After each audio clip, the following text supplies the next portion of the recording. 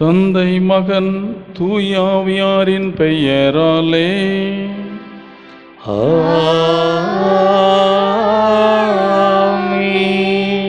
நம் ஆண்டவராகிய இயேசு கிறிஸ்துவின் அருளும் கடவுளின் அன்பும் தூயாவியானவரின் நட்புறவும் உங்கள் அனைவரோடும் என்றும் இருப்பதாக.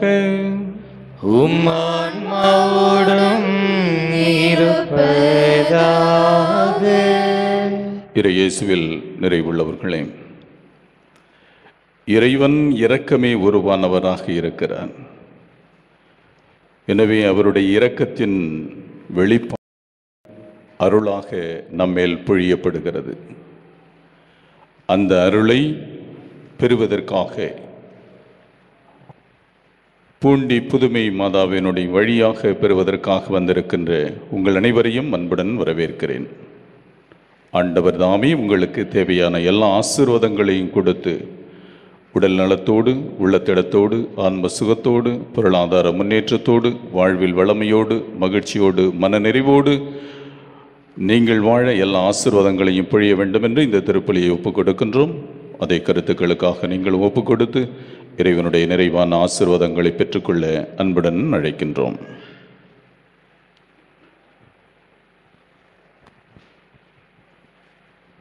அன்னையின் ஆலயத்தில் அவரது அரவணைப்பில் ஒன்று கூடியுள்ள நாம் மூவொரு இறைவனை போற்றி புகழ்வோம். மனித குலத்தின் படைப்பு, மீட்பு, பராமரிப்பு இவற்றில் மிகுந்த அக்கறையும் பரிவும் கொண்ட ஆண்டவரே, மீட்பின் வரலாற்றில் தூய கன்னி மரியாளுக்கு சிறப்பிடம் கொடுத்தவரே, உம்மை போற்றி புகழ்கின்றோம்.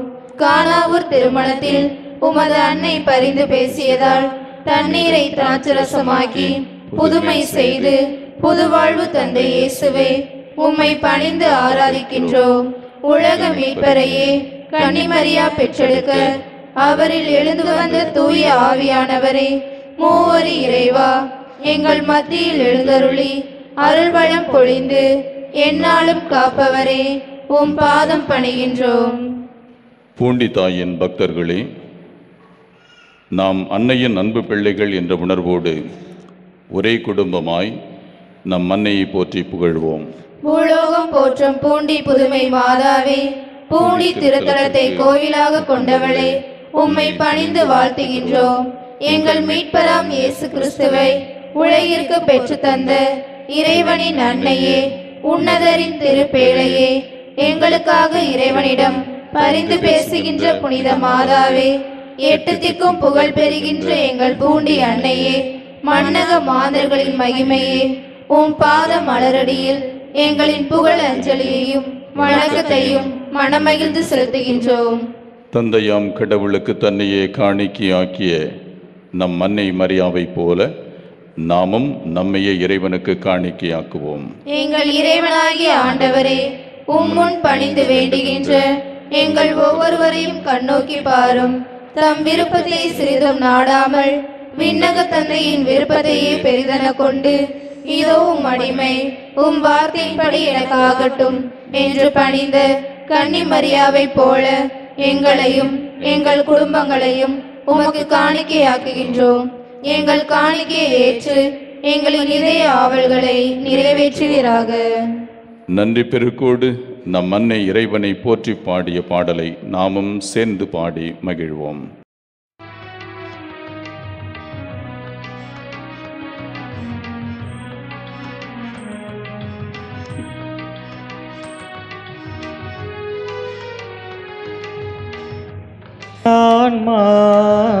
இறைவனையே ஈட்டி போற்றி மகிழ்கின்றது, எம்மீட்பரம் கடவுளை நினைக்கின்றது. என்னான்மா இறைவனையே ஏத்தி போற்றி புகழ்கின்றது, எம்மீட்பரம் கடவுளை நினைக்கின்றது.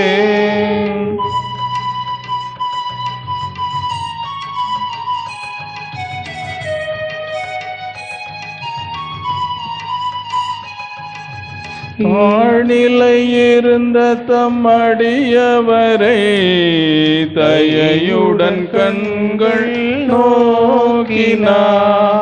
தாழ்நிலையிருந்த தம்மடியவரை தயவுடன் கண்கள் நோக்கினார். இந்நாள் முதலாம் தலைமுறைகள் இந்நாள் முதலாம் தலைமுறைகள் என்னை பேருடையாள் என்றிடுமே. என்னான்மா இறைவனையே ஏற்றி போற்றி மகிழ்கின்றது. எம்மீட்பரம் கடவுளை நினைக்கின்றது.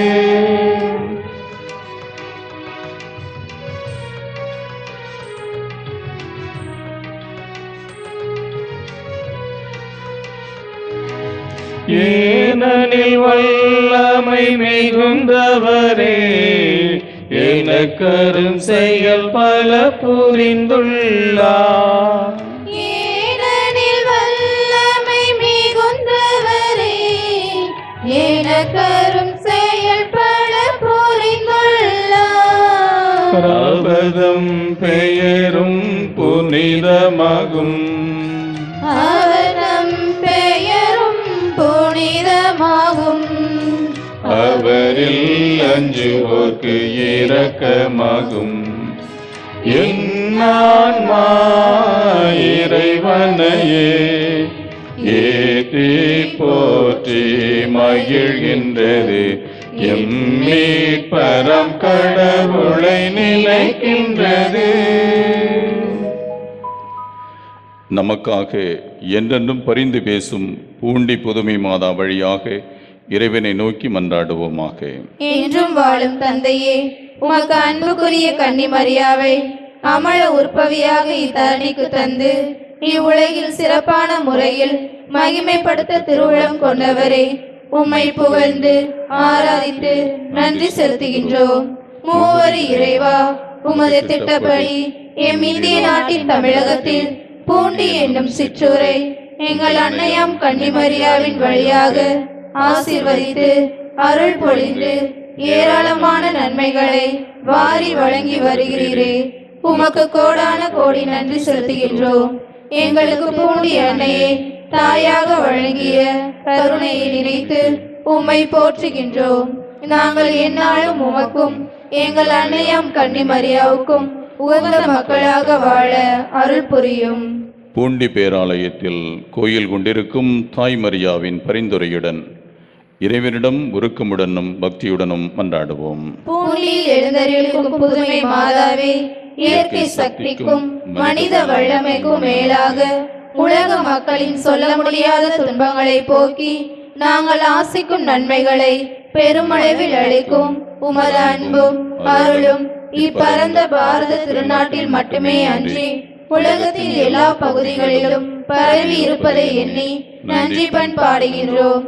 இந்நேரத்தில் எங்கள் வாழ்வில் ஏற்பட்ட துன்பங்களை போக்கவும் நாங்கள் விரும்பும் நன்மைகளை அடையவும் உதவிக்காக எப்பக்கமும் ஓடி ஆடி களைத்து சோர்ந்து எவ்வித பயனுமின்றி இறுதியாக பூண்டி புதுமை மாதாவே, நீரே அடைக்கலமென்று உம்மை தேடி உமது துணையை நாடி வந்திருக்கின்றோம். உமது வல்லமை உள்ள மன்றாட்டால் உமது அன்பையும் அரவணைப்பையும் பாதுகாப்பையும் எமக்கு அளித்தருளும். எங்கள் ஆன்மாவிற்கும் உடலுக்கும் நல்வாழ்விற்கும் ஏற்பட்ட துன்பங்கள் முற்றிலும் அகலவும் எமக்கு தேவையான நன்மைகளை நாங்கள் அடையவும் மூவர் இறைவனின் விருப்பத்தின்படி எங்களுக்கு பெற்று தாரும். எங்கள் குடும்பங்களை பாதுகாத்து ஆசீர்வதியும். எந்நாளும் உம்மையே புகழ உம்மை போல் வாழ வரம் தாரும். சகோதர சகோதரிகளே, இந்த திருப்பலியில் நாம் தகுந்த விதத்தில் பங்கெடுக்கும் விதமாக நம்முடைய பாவங்களை குற்றங்குறைகளை எண்ணி இறைவனிடத்திலே மன்னிப்பை வேண்டுவோம்.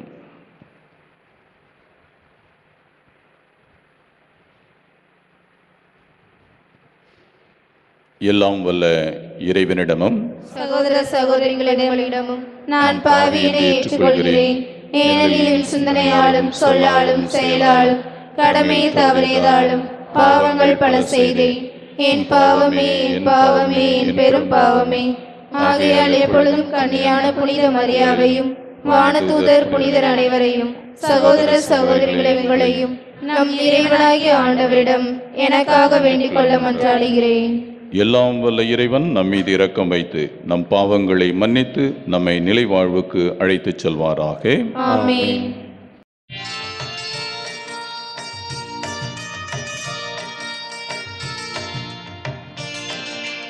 ஆண்டவரே இரக்கமாயிரும். ஆண்டவரே இரக்கமாயிரும்.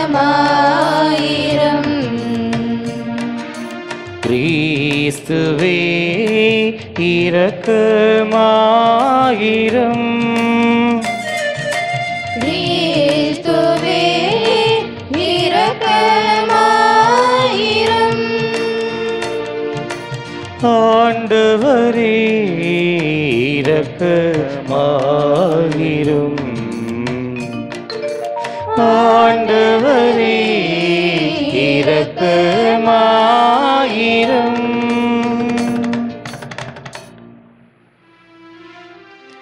மன்றாடுவோமாக.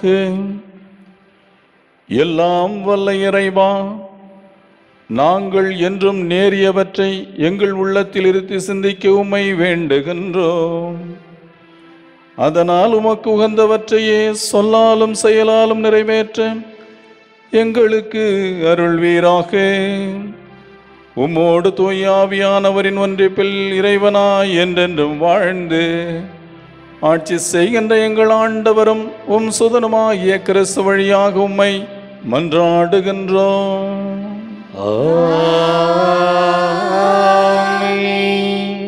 முதல் வாசகம்.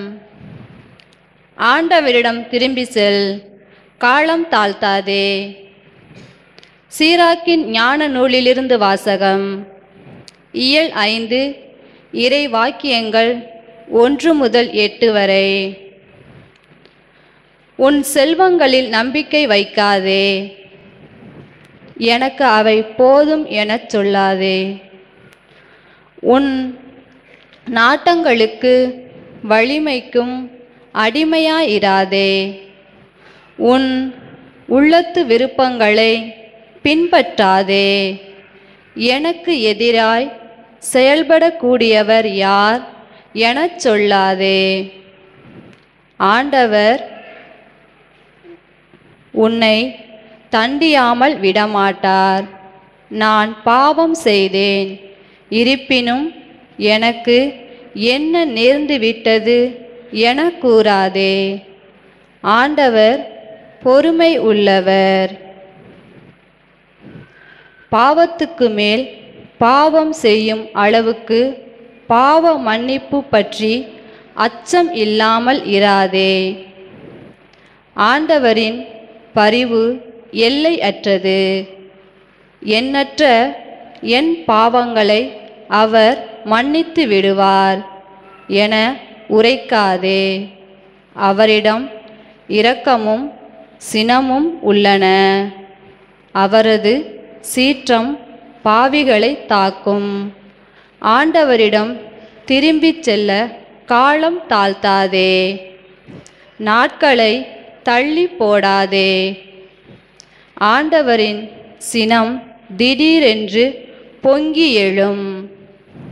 அவர் தண்டிக்கும் காலம் நீ அழிந்து போவாய்.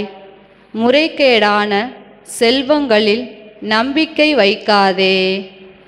பேரிடரில் நாளில் அவற்றால் உனக்கு பயன் இராது. ஆண்டவரின் அருள்வாக்கு. இறைவனுக்கு நன்றி. திருப்பாடல்கள் 1. நாம் பாட வேண்டிய பல்லவியை எல்லோரும் சொல்வோம். ஆண்டவர் மீது நம்பிக்கை கொண்டோரே, ஆண்டவர் மீது நம்பிக்கை கொண்டோரே, பேறு பெற்றோர், பேறு பெற்றோர், பேறு பெற்றோர். பேறு பெற்றோர். ஆண்டவர் மீது நம்பிக்கை கொண்டோரே,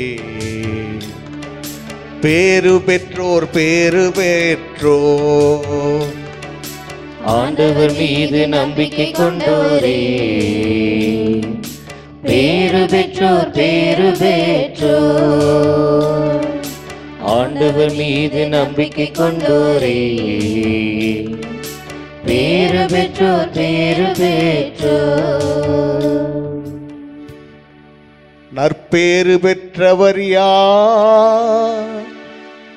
அவர் பொல்லாரின் சொல்லின்படி நடவாதவர்,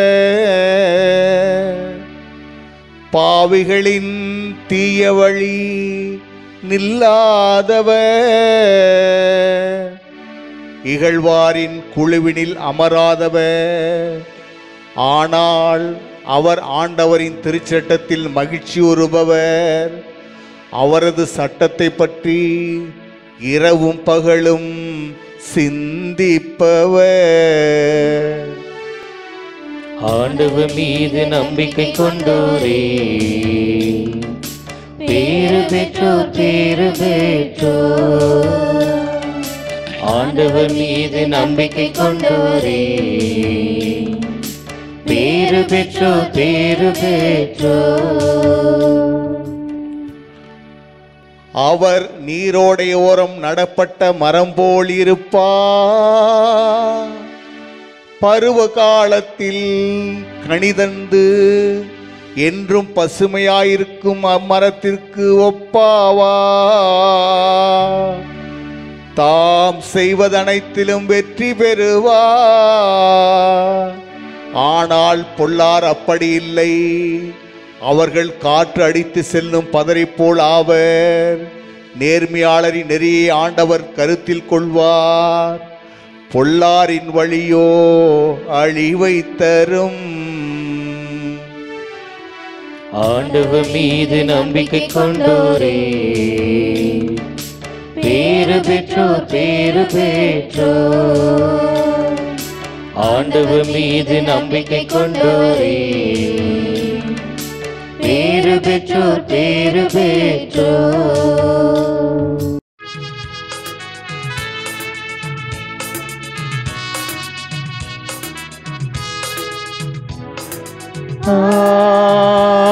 Alleluia, Alleluia, Alleluia, Alleluia, Alleluia, Alleluia, Alleluia, Alleluia, Alleluia, Alleluia, Alleluia. கடவுளின் வார்த்தையை நீங்கள் எங்களிடமிருந்து கேட்டபோது அதை மனித வார்த்தையாக அல்ல கடவுளின் வார்த்தையாகவே ஏற்றுக்கொண்டீர்கள். அல்லேலூயா, அல்லேலூயா, அல்லேலூயா, அல்லேலூயா, அல்லேலூயா. ஆண்டவர் உங்களோடு இருப்பாராக. உமான்மாவோடும் இருப்பாராக. புனித மார்க்கு எழுதிய தூய நற்செய்தியிலிருந்து வாசகம். ஆண்டவரே மாட்சி உமக்கே. மார்க்கு எழுதிய நற்செய்தி அதிகாரம் 9 இறை வார்த்தைகள் 41 தொடங்கி 50 முடிய. அக்காலத்தில் இயேசு தம் சீடருக்கு கூறியது: நீங்கள் கிறிஸ்துவை சார்ந்தவர்கள் என்பதால் உங்களுக்கு ஒரு கிண்ணம் தண்ணீர் கொடுப்பவர் கைமாறு பெறாமல் போகார் என உறுதியாக உங்களுக்கு சொல்கிறேன். என் மீது நம்பிக்கை கொண்டுள்ள இச்சிறியோருள் எவரையாவது பாவத்தில் விழச் செய்வோருடைய கழுத்தில் ஓர் எந்திர கல்லை கட்டி கடலில் தள்ளிவிடுவதே அவர்களுக்கு நல்லது. உங்கள் கை உங்களை பாவத்தில் விழச் செய்தால் அதை வெட்டி விடுங்கள். நீங்கள் இரு கையுடையவராய் அணையாத நெருப்புள்ள நரகத்துக்குள் தள்ளப்படுவதை விட கை ஊனமுற்றவராய் நிலை வாழ்வில் புகுவது உங்களுக்கு நல்லது. உங்கள் கால் உங்களை பாவத்தில் விழச் செய்தால் அதை வெட்டி விடுங்கள். நீங்கள் இரு காலுடையவராய் நரகத்தில் தள்ளப்படுவதை விட கால் ஊனமுற்றவராய் வாழ்வில் புகுவது உங்களுக்கு நல்லது. உங்கள் கண் உங்களை பாவத்தில் விழச் செய்தால் அதை பிடுங்கி எறிந்து விடுங்கள். நீங்கள் இரு கண்ணுடையவராய் நரகத்தில் தள்ளப்படுவதை விட ஒற்றை கண்ணராய் இறையாட்சிக்கு உட்படுவது உங்களுக்கு நல்லது. நரகத்திலோ அவர்களை தின்னும் புழு சாகாது, நெருப்பும் அவியாது. ஏனெனில் பலி பொருள் உப்பால் தூய்மையாக்கப்படுவது போல் ஒவ்வொருவரும் நெருப்பால் தூய்மையாக்கப்படுவர். உப்பு நல்லது, ஆனால் அது உவர்ப்பற்று போனால் எதை கொண்டு அதை உவர்ப்புள்ளதாக்குவீர்கள்? நீங்கள் உப்பின் தன்மை கொண்டிருங்கள். ஒருவரோடு ஒருவர் அமைதியுடன் வாழுங்கள். ஆண்டவரின் அருள்வாக்கு. கிறிஸ்துவே உமக்கு புகழ். இயேசுவில் நிறைவுள்ளவர்களே, அது இரண்டாம் உலகப் போர் நடைபெற்ற காலம். ஜெர்மனியிலே ஒரு குடும்பம், அந்த குடும்பம் மிகவும் இறைவனிலே மிகுந்த விசுவாசம் கொண்ட குடும்பம். அன்னை மரியாளிடத்திலே அளப்பரிய அன்பு கொண்ட குடும்பம். அந்த பெற்றோருக்கு ஒரே ஒரு மகன். அந்த மகன் ஒரு நாள் தன்னுடைய காரை எடுத்துக்கொண்டு வெளியிலே செல்லுகிறான். செல்லுகின்ற பொழுது மிகுந்த விபத்திலே மாட்டிக்கொள்ளுகிறான். மாட்டிக்கொள்ளுகின்ற பொழுது மிகவும் மோசமான நிலையிலே மருத்துவமனையிலே அவன் சேர்க்கப்படுகிறான். சிகிச்சை பெற்று வீடு திரும்புகிறான். ஒரு காலை அவன் இழந்து விட வேண்டிய நிலை நிரந்தரமாக. அப்போது அந்த பெற்றோர் கேட்டார்கள், ஆண்டவரே, நாங்கள் உமக்கு என்ன செய்யவில்லை? உங்களிடத்திலே இவ்வளவு விசுவாசம் கொண்டிருந்தோமே, அன்னை மரியே உங்களிடத்திலே அளப்பரிய அன்பு கொண்டிருந்தோமே, ஏன் என்னுடைய மகனுக்கு இந்த நிலை என்று கேட்டார்கள். அது இரண்டாம் உலகப் போர் நடைபெற்று கொண்டிருந்த காலம் என்று சொன்னேன். அப்பொழுது அந்த நாட்டிலே உள்ள படை வீரர்கள் எல்லாம் மடிந்து கொண்டிருந்தார்கள். அரசாங்கத்திடமிருந்து ஒரு அறிவிப்பு வந்தது. நமது நாட்டிற்காக போராடுவதற்கு படை வீரர்கள் பற்றாக்குறையாக இருக்கிறார்கள். எனவே ஒவ்வொரு வீட்டிலிருந்தும் ஆண் மகனை இந்த படைக்கு அனுப்பி வைக்க வேண்டும். ஒரே ஒரு நிபந்தனை, நல்ல உடல் நலத்தோடு இருக்க வேண்டும். எல்லோர் வீட்டிலும் இருந்த ஆண் மகன்களை அனுப்பி வைத்தார்கள். போர் பயிற்சி இல்லாததனால் அவர்கள் இறந்து போனார்கள். இந்த மகன் ஒரு காலை இழந்திருந்ததனால் பெற்றோரோடு இருக்கக்கூடிய அந்த பெரும் பேறு கிடைத்தது. இப்பொழுது ஆண்டவரை புகழ்ந்தார்கள். ஆண்டவரே, என்னுடைய மகனுக்கு ஒரு கால் போன பொழுது நாங்கள் அழுது புலம்பினோம், உம்மை தூஷித்தோம். ஆனால் இன்று புரிந்து கொண்டோம், நீர் எவ்வளவு எங்களை அன்பு செய்கிறீர் என்று.